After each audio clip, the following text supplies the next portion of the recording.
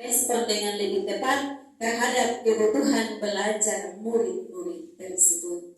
Dari mana Bapak Ibu tahu kebutuhan belajar murid? Ya, betul sekali. Berarti Bapak mencermati dengan baik. Dari yang tadi disampaikan oleh Bapak dan Adik bahwa diawali dengan asesmen awal atau asesmen diagnostik.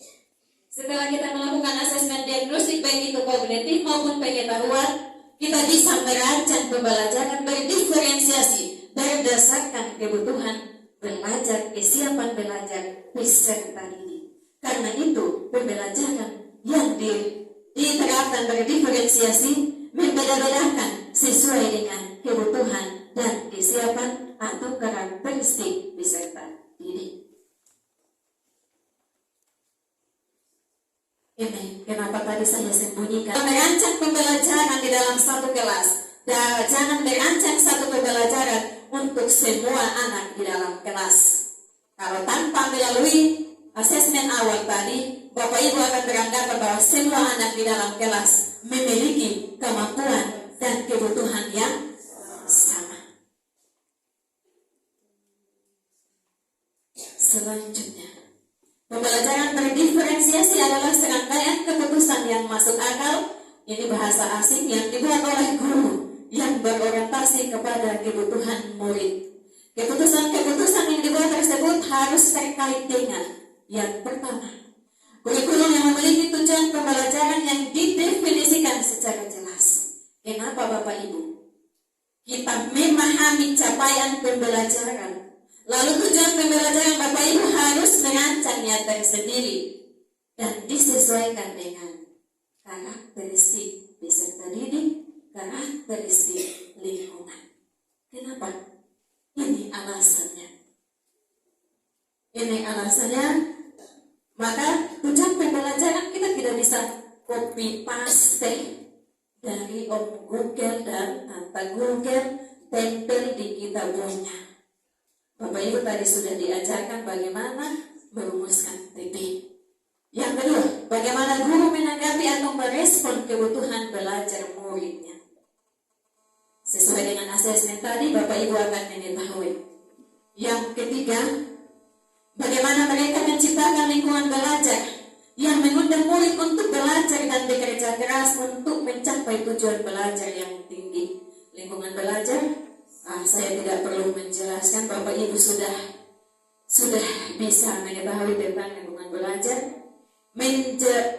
Manajemen kelas yang efektif. Bapak Ibu, prinsip pembelajaran kurikulum merdeka adalah berpusat kepada peserta didik dan harus menyenangkan. Bagaimana kalau pembelajaran yang kita rancang ada guru yang ceramah, guru yang monoton? Bagaimana dia harus berpusat kepada peserta didik? Bagaimana kalau gurunya mengajar hanya menggunakan satu metode? Ini hari itu metode, besok juga itu metode, tahun depan juga itu metode. Dia tidak pernah berubah. Bagaimana muridnya itu akan mengikuti dengan baik atau menyenangkan bagi dia? Bapak Ibu percaya atau tidak? Kadang anak-anak dia suka. Kalau kita sudah mulai yang kemarin ini hari sama, beta supaya malas biasa. Bapak Ibu tidak akan melihat karena takut guru dan siswa. Lu tidak duduk belajar, maka siswa dengan diam duduk dan ikuti. Padahal sebenarnya dalam pribadi dia merasa bosan. Penilaian berkelanjutan tadi sudah dijelaskan. Ini asesmen juga saya tidak perlu menjelaskan, tadi sudah dijelaskan. Aspek kebutuhan belajar peserta didik, kesiapan belajar, minat belajar, dan profil belajar. Mari kita cermati satu persatu. Yang berkaitan dengan kesiapan belajar adalah kapasitas untuk mempelajari materi, konsep, atau keterampilan baru. Kesiapan belajar murid bukanlah tentang tingkat intelektualitas atau IQ. Hal ini lebih kepada informasi tentang apakah pengetahuan atau keterampilan yang dimiliki murid saat ini sesuai dengan keterampilan atau pengetahuan baru yang akan diajarkan. Ini kembali kepada asesmen yang tadi kita lakukan. Saya kasih gambaran. Kalau kita mau menyampaikan satu topik, tentu kita harus lakukan asesmen awal untuk mengetahui kesiapan awal, kemampuan awal peserta didik. Baru kita ajar. Jangan marah Bapak Ibu kalau anak-anak tidak memiliki kemampuan awal tentang itu materi, lalu kita masuk sebentar kita nilai penilaian dari sekian nomor yang kita kasih, satu nomor yang mereka bisa jawab. Kita jangan marah, karena memang menganalisis kesiapan belajar awal tidak kita lakukan. Yang kedua tentang minat. Bapak Ibu tahu minat dengan kata lain? Bakat dengan kata lain? Kemauan, hobi, dan lain-lain. Minat merupakan suatu keadaan mental yang menghasilkan respon terarah kepada suatu situasi atau objek tertentu yang menyenangkan dan memberikan kepuasan diri. Yang itu menurut para ahli, tapi saya mengajak kita kembali di pengalaman nyata. Benar atau Bapak Ibu pernah alami? Jangan salahkan anak yang dia minatnya belajar itu, kalau dia suka yang sering kinestik bergerak. Kalau dia suka dengan yang suka nonton, atau dia suka belajarnya istilah audioviral atau dia mendengar. Jangan paksakan mereka sesuai kehendak kita. Biarkan mereka belajar sesuai dengan minat mereka. Bapak Ibu akan temukan atau tidak, jangan paksakan anak yang dia tidak suka mata pelajaran matematika untuk dia belajar. Tentu Bapak Ibu akan temukan di kelas masing-masing. Anak yang ini suka belajar matematika dan dia hobi betul itu mata pelajaran. Maka ketika kalau mau kasih dia penjas, jangan salahkan dia kalau dia tidak mau ikut. Tetapi bagaimana kreativitas seorang guru memotivasi dan mengarahkan dia agar dia juga bisa mengikuti materi itu dengan baik. Yang berikut, yang ini saya tidak perlu jelaskan. Beberapa cara yang dapat dilakukan guru untuk menarik minat daripada murid. Menciptakan situasi pembelajaran yang menarik perhatian murid. Misalnya dengan humor, menciptakan kejutan-kejutan dan lain-lain sebagainya. Ini ada satu kasus cerita. Karena gurunya dia masuk ke dalam kelas, karena terbawa emosi di dia punya rumah, baru selesai. Apalagi kelas 1, Bapak Ibu saya tidak jelaskan. Menciptakan konteks pembelajaran yang dikaitkan dengan minat individu murid. Konteks kaitan dengan lingkungan pembelajaran. Yang berikut, mengkomunikasikan nilai manfaat dari apa yang dipelajari murid. Menciptakan kesempatan-kesempatan belajar di mana murid dapat memecahkan persoalan. Ini kita bisa menyesuaikan dengan tingkat kemampuan siswa. Belum tentu anak kelas 1 kita suruh dia untuk memecahkan masalah. Pasti kita akan menyesuaikan dengan tingkat kemampuan anak pada fase-fase tertentu. Ini mungkin bisa dilaksanakan untuk kelas atas, fase B, D, fase C. Profil belajar murid. Tujuan dari mengidentifikasi atau memetakan kebutuhan belajar murid berdasarkan profil belajar adalah untuk memberikan kesempatan kepada murid untuk belajar secara natural dan efisien. Bapak Ibu, kita akan memahami sendiri efisien itu apa. Saya tidak perlu ajar karena Bapak Ibu sudah tahu. Ya, betul sekali. Faktor yang mempengaruhi preferensi terhadap lingkungan belajar. Bapak Ibu, biasanya lingkungan belajar sangat mendukung juga, dan salah satu faktor yang mempengaruhi minat belajar siswa. Di sini ada penjelasan suhu ruangan, tingkat kebisingan, jumlah cahaya, apakah lingkungan belajarnya terstruktur atau tidak terstruktur. Saya hanya membawa Bapak Ibu ke sana. Kalau kaitan dengan ini, suhu ruang, kalau suhu panas juga, anak-anak mulai dan seterusnya. Ini saya tidak perlu jelaskan. Pengaruh budaya, contoh santai, terstruktur, pendiam, ekspresif, personal, impersonal. Ini saya hanya kasih di bagian pendiam. Pernahkah Bapak Ibu temui anak-anak di dalam kelas yang setiap hari dia akan murung saja atau dia diam saja? Pernahkah Bapak Ibu lakukan tindakan terhadap anak itu? Pernah. Ya, selamat bagi yang pernah. Tapi yang belum pernah, bertobatlah dan lakukan analisis terhadap anak tersebut. Jangan biarkan dia. Biarkan dia akan semakin diam, dan akhirnya dia diam untuk seterusnya. Bapak Ibu punya strategi. Tadi asesmen diagnostik non-kognitif. Silahkan tanyakan secara dekat antara guru dengan siswa. Anggap sebagai orang tua kita punya anak, lalu tanyakan, menggali penyebabnya apa. Pasti ada penyebab sehingga anak tersebut sering bohong dan diam dalam kelas. Preferensi gaya belajar yang tadi saya sebutkan, gaya belajar anak-anak juga berbeda. Walaupun dia itu anak yang baru, pasti beda karakter. Di sini beda gaya belajar. Ada 3, visual, auditori, dan kinestetik. Visual, kalau dia hanya melihat pasti dia akan paham. Kalau auditori, artinya dia butuh harus mendengar. Dia dengar dengan baik baru dia bisa respon. Yang kinestetik, dia suka pembelajaran yang banyak gerakan. Maka Bapak Ibu jangan salahkan dia kalau dia lebih agresif saat pembelajarannya di kelas yang tadi saya bilang banyak butuh bergerak, misalkan penjasko atau kegiatan-kegiatan pembelajaran yang membutuhkan gerakan-gerakan. Itulah gaya belajar daripada anak itu berbeda. Strategi pembelajaran, strategi dalam diferensiasi. Konten, proses, produk, lingkungan belajar. Bapak Ibu tahu apa itu konten? Isi. Ya, masih berpikir, mari kita lanjutkan.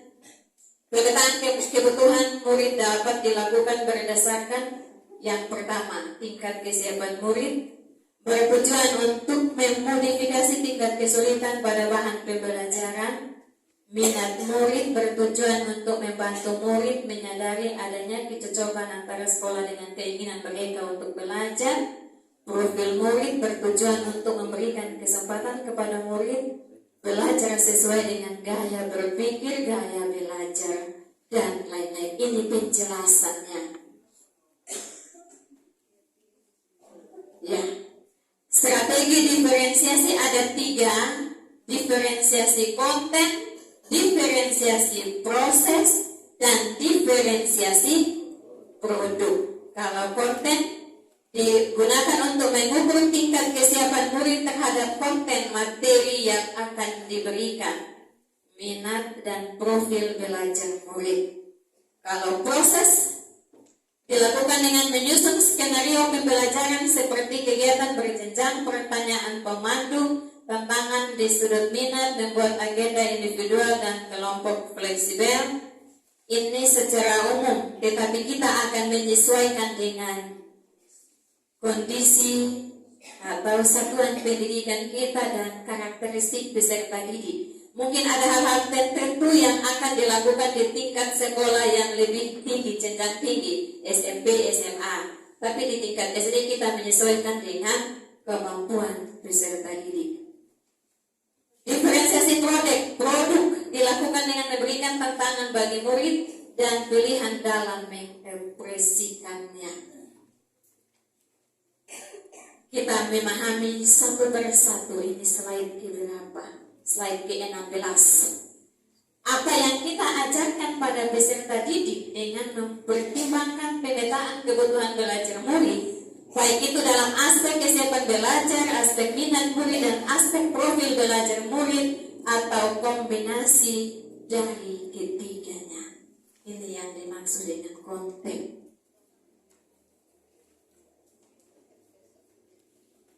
Komponen diferensiasi konten. Materi disajikan dalam bentuk yang beragam. Video, teks bacaan, gambar, dan lain-lain. Saya hanya jelaskan satu, yang lain Bapak Ibu baca sendiri. Kenapa ini penting? Bapak Ibu mencoba di satuan pendidikan masing-masing, harus bervariasi. Jangan tiap hari hanya masuk anak-anak buat kelompok. Silakan baca dari halaman 10 sampai 15. Kerjakan tugas nomor 1 sampai sekian, 15 menit, kumpulkan. Bapak Ibu, anak-anak bosan atau tidak? Dan saya rasa ini Bapak Ibu, mungkin Bapak Ibu tidak buat di sekolah, tapi ini analisa saya saja. Analisa saya saja bahwa mungkin yang selama ini mungkin pernah satu kali saja kita buat begitu. Tapi mudah-mudahan Bapak Ibu yang lain menerapkan dengan yang bervariasi atau beragam. Yang lain kita baca.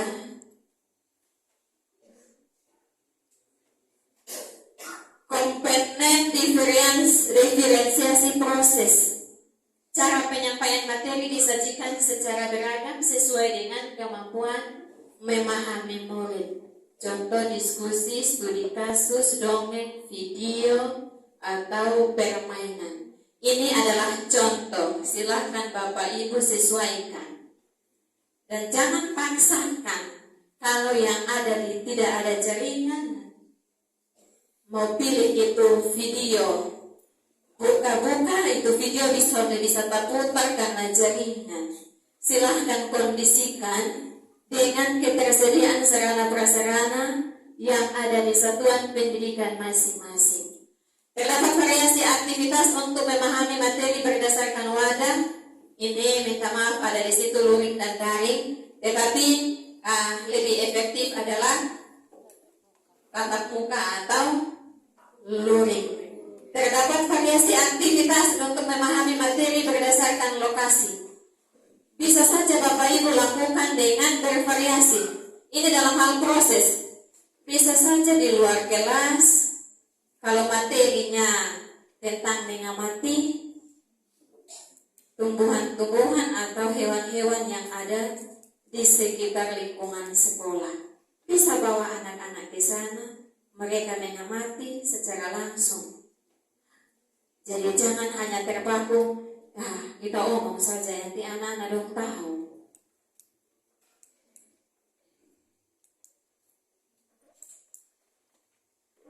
Bapak Ibu, diferensiasi produk. Kalau produk pasti Bapak Ibu tahu. Produk itu kaitan dengan hasil.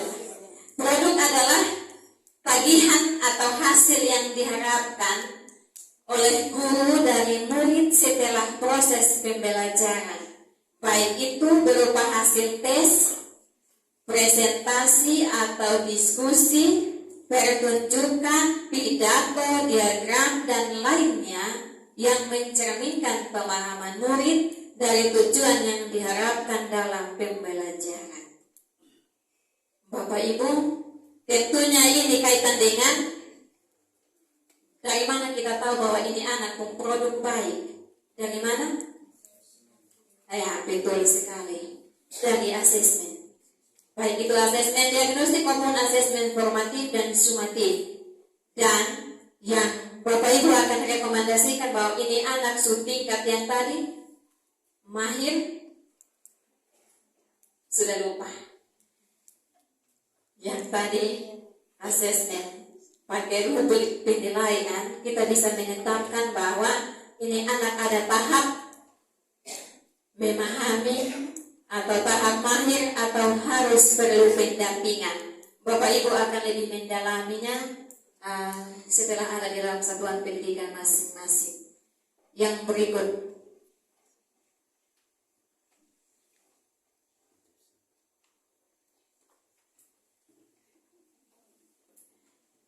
komponen diferensiasi produk kelompok, adanya pemberian memberikan kesempatan untuk murid agar menciptakan produk atau karya secara mandiri. Bapak Ibu, kita yang ada di Mandiri Berubah, saya tidak mau omong Mandiri Belajar. Kita yang ada di Mandiri Berubah, ada alokasikan waktu untuk yang tadi berapa ya? P5, masih terlintas dalam pikiran P5 itu apa? Project penguatan profil belajar Pancasila. Jangan marah kalau saya ajak Bapak Ibu kita dikte supaya kita ingat. Maka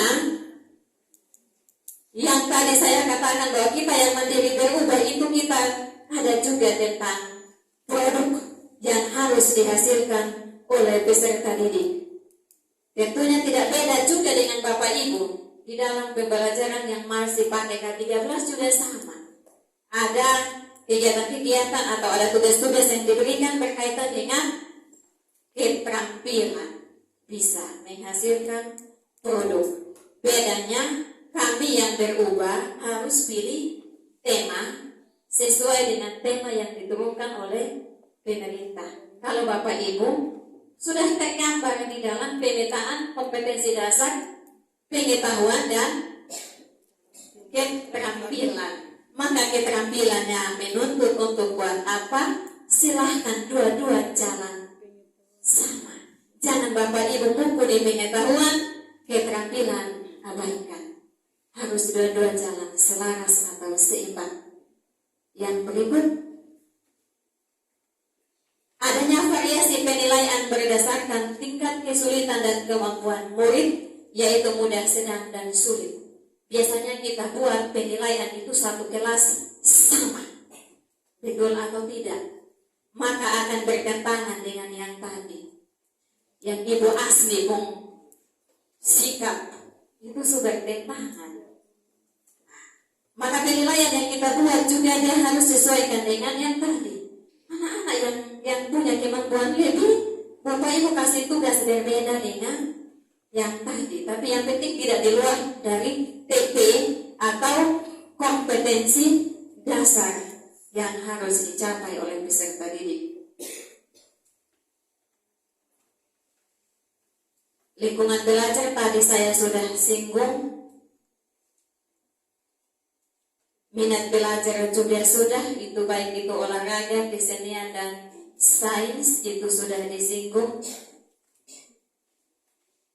Langkah-langkah merancang pembelajaran berdiferensiasi agar dapat membantu murid mencapai hasil belajar yang optimal. Bapak Ibu, kita yang mandiri belajar, kita yang mandiri berubah, ini yang disarankan. Walaupun kurikulumnya K13, tetapi pembelajarannya harus menyesuaikan yang tadi, berpusat pada siswa, menyenangkan sesuai kebutuhan belajar siswa. Maka langkah-langkahnya adalah pertama, tetapkan tujuan pembelajaran. Yang kedua, petakan kebutuhan belajar murid di kelas kita. Tentukan strategi dan alat penilaian yang akan digunakan. Rancanglah kegiatan pembelajaran berdiferensiasi berdasarkan hasil pemetaan kebutuhan belajar murid. Lakukan refleksi secara berkelanjutan. Ini langkah-langkah. Semuanya diawali dengan asesmen diagnostik. Nah, saya mau omong saja yang kelima. Lakukan refleksi secara berkelanjutan. Tadi Bapak Ibu sudah banyak menyampaikan refleksi dengan kata lain, umpan balik atau referensi. Bapak Ibu di MPP ada muat atau tidak? Ada muat. Dan Bapak Ibu selalu lakukan refleksi setelah melakukan pembelajaran atau tidak? Pertanyaannya dijawab oleh masing-masing. Refleksi sangat penting. Jangankan hanya untuk peserta didik, tetapi kita guru perlu refleksi juga.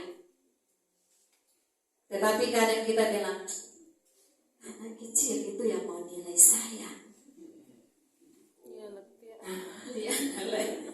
Itu salah. Kita juga harus membuka diri kita untuk dinilai oleh peserta didik. Dinilai apanya?